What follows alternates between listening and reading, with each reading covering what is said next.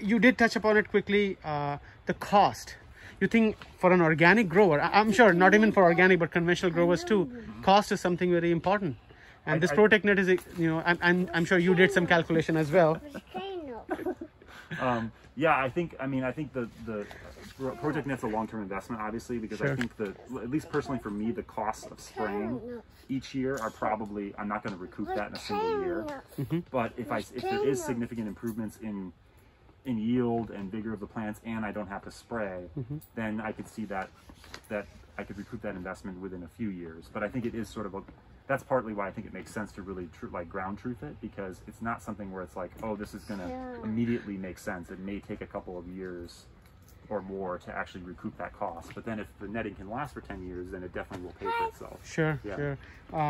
What about the weed management challenges with and without ProTechNet? Yeah, that was a challenge, because we did mulch the rows, but we were a little late in doing it, so we had weed growth, and we also had growth from the oats in the straw, and so we did have weeds growing up through the netting, and so that was also an issue with when we removed it. That was partly we were removing it because we needed the vines to run, but also you know, the weeds were starting to grow into the netting, so I think that is a challenge, and I really liked what I saw other projects doing, where they had full coverage of the field with landscape fabric and plastic mulch. And I think probably that, or having a better mulch job, is really important, because trying to cultivate, whether by hand or with a tractor, it's going to be a lot on and off. And absolutely. Finally, you know, do you think there are other benefits of using ProTechNet? Also, what are some other areas of improvement? What do you think is the probability of this being fine-tuned further, so that, you know, organic growers and conventional growers can use this product? Yeah, well, I think the ProTechNet, I think it probably does have a you know, a minor like wind shielding effect, you know, sort of like with the high tunnel, where you get better crop quality because they're just not getting beaten up by wind. So I think it definitely has that, and potentially hail. Yes. I think the biggest improvement that I see that needs to happen is we need to figure out a way to create enough room under the netting for the vines to run, so that I can leave the netting on. So in the situation we had rounded hoops that were only covered about a 3-foot wide bed, and so like within 3 weeks I had the vines running up into the netting. From transplant, and so I had to remove them. And then, like I said, the pest pressure wasn't even really there yet.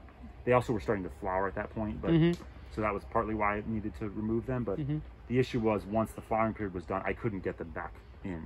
Absolutely, yeah. I mean, you're going to damage the vines if you try to put it back or move them in. Yeah, I understand. So I think, and I noticed in some of the other projects that they would have more of a full field coverage. So they would have maybe hoops like something like this, 5 beds wide, but they would have all the way 5 beds covered, so you could have the vines running. So something like that. Or I also I know I sent you a picture of this from another grower, where it was rebar that was sort of a lower, wider tunnel that I think would work with watermelons. With squash, they're too tall. True. So they need the height of the hoop.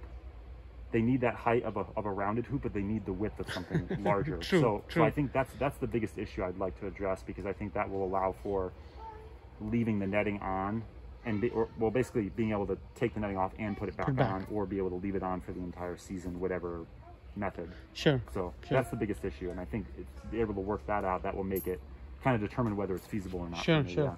Well, thank you very much, Jordan. I think this was very useful, having this project at your place, at the farm, just because, you know, the perspective which you provide, the feedback you provide. We greatly appreciate you, you know, being on this project. Thank you very much. You're welcome.